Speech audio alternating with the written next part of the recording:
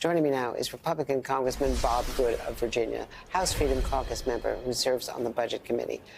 Congressman, it's good to see you. Thanks very much for being with us. We appreciate it. Thank you, because Andrea. we're trying to understand. There's so many cross currents here and moving parts. So you're right in the middle of it. You know it better than I, how the House caucus, the Republican caucus, is divided. Now trying to pass standalone spending bills, the appropriation bills, that the Senate has said they're rejecting. They do not agree on the spending levels.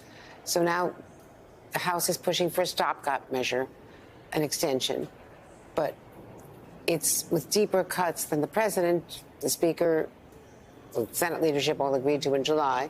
So the White House and the Senate are not agreeing to that. So is the shutdown unavoidable now, given how far apart the two sides are and how time is running out to get anything passed? Well, we're borrowing $200 billion a month, borrowing and spending. We're on track for a $2.2 trillion deficit. And the Senate Democrats are refusing to address our spending. They're refusing to address our border crisis. And we're suffering under the $1.7 trillion omnibus that was passed by all Democrats in the House and the Senate. And unfortunately, a complicit number of liberal Republicans in the Senate who joined on. And it was projected we'd have a $1.7 trillion deficit with that. And instead, we're having a $2.2 trillion. House Republicans are united in cutting our spending, addressing our border security, but the Democrats in the Senate refuse to go along. We're passing our spending bills out of the House, trying to break precedent of the last 20 years or so of failure by Congress to do that. And I call on Senate Democrats and Senate Republicans, for that matter, to join us in cutting our spending, addressing our fiscal situation, and securing our border. I mean, you're absolutely right about the spending. But the fact is, there was an agreement in July that was supposed to have settled all of this, and it was negotiated by all four parties representing the branches, including the Speaker. So to go back on that agreement now and relitigate it is one issue. But separately, Senator Cornyn points out that according to every budget estimate, all the independent experts, Committee for Responsible Federal Budget, all of that, it costs more to shut the government down than you're saving, because of higher interest rates, because of the way the money is going to pile up, the compounding of interest. So you're actually costing the taxpayers money by holding out, rather than agreeing to a short-term deal and then negotiating, Yeah, but actually, Andrea, the fact is a $200 billion monthly deficit. We got $33 trillion in national debt. We're projected to reach $36 trillion at the current pace just by the end of this Congress. We're causing massive inflation. Interest rates are up. American people can't afford housing, groceries, utilities because of this massive inflation. It's going to get worse. We cannot do what Congress has been doing for decades. The Republican majority ran on fiscal responsibility. American people elected us to implement those policies. This is our opportunity to meet the moment, to rise to the occasion, to hold the Senate and the White House accountable for this amount of spending, this national debt that we're suffering under. And Republicans are united in doing that. Well, we're talking past each other on the budget numbers. We're not going to agree on that. But let me ask you about the fact that with 48 hours to go, 2 days to go, how can you justify the impeachment, the time being spent on this impeachment inquiry by members who could otherwise be devoting their time to coming up with a solution here?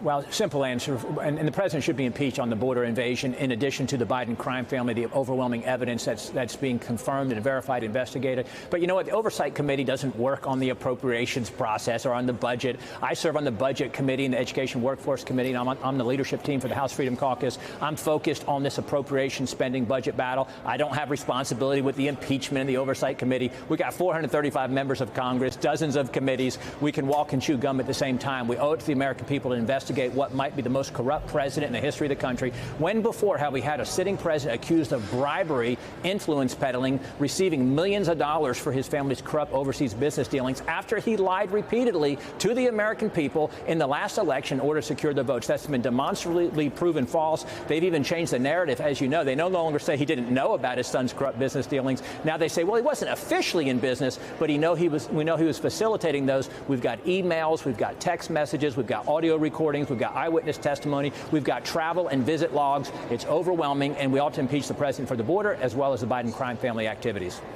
I've got to just push back for a moment, because to call it the Biden crime family without evidence, because you have accusations. Well, you're but no lying evidence. there. You're being dishonest there to say there's no evidence. This is evidence that would be admissible in any kind of a case when you have texts, when you have emails, when you have testimony, when you have visit history, travel logs, those sorts of things. That is evidence. Now, you can dispute and debate the evidence and whether or not you think it proves beyond a reasonable doubt, but that's what the Oversight Committee is doing with the impeachment inquiry. And a good deal of it was from, he was not even in office. It was after he left office from 2017, It was when he was the sitting vice president. It was from when he was the sitting vice president. When That's it goes not what back the House Ways and Means Chairman presented. He ran That's lying to the American people about whether or not his family made money off of China. He lied during the debate and said that. He lied repeatedly, said he didn't even know anything about his son's business dealings. We know that's demonstrably false. These are accusations. It may be uncomfortable. It may be uncomfortable for his defenders like you, but it's demonstrably false. I'm not a defender. I'm simply trying to call the facts as we see them, as we know them at this time, sir. Evidence is presented. Evidence is contradicted. Well, I would evidence ask can you, then did be you question adjudicated. the impeachment by the Democrats when they set the bar so low and they wanted to impeach tried to impeach President Trump based on a phone call? Based on a phone call, when he was questioning the corruption with Burisma, and for that to be investigated. And now we've got President Biden on video bragging about getting the prosecutor fired in exchange for $1 billion in aid. That's evidence right there. That is evidence right there. You just said evidence didn't exist. We've got that evidence right there. The president is foolhardy enough to brag about that on video, on air during a discussion that he was having. That's your president. We appreciate your point of view. Thank you for joining us today, Congressman Bob Good.